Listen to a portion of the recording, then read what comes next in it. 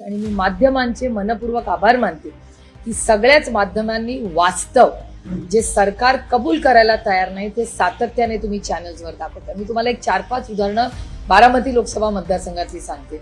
On field एक तर देशपांडे म्हणून एक ग्रुप आहे जे धायरीमध्ये चपात्या बनवतात. इन्फोसिस असेल, टाटा असेल, महिंद्राच्या सगळ्या हिंजवडीला हजारोने लाखोनी चपात्या ते रोज पाठवतात.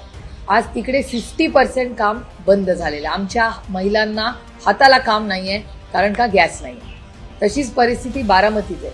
बारामतीचे सगळे आमचे जे ग्राहकचा जो युनियन आहे किंवा सगळे व्यवसाय करणारे सोमानीजी आहेत आमचे, तर त्या सोमानीजींचे सगळे ग्रुप परवा दिवशी बारामतीत एकत्र आला होता. मी स्वतः त्यांच्याशी बोलले आणि एक परिस्थिती की बारामतीमध्ये आज जो कमर्शियल गॅस आहे तो कुठेही मिळत नाही.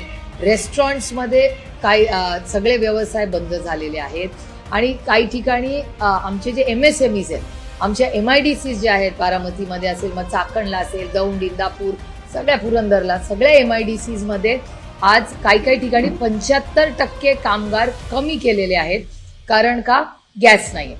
मग MSME मध्ये प्रॉब्लेम आहे, रेस्टॉरंट्स खानावळींमध्ये प्रॉब्लेम आहे. आमच्या महिला भगिनी ज्या घरामध्ये उद्योग करतात किंवा त्यांचे जे छोटे स्मॉल स्केलचे जे छोटे बिझनेस मॉडेल्स आहेत तिथे अडचण आहे. घरामध्ये महिला रांगाच्या रांगा लावून जेव्हा ऑनलाईन मिळायचं तर तिथे आज वेळेवर गॅस मिळत नाहीये.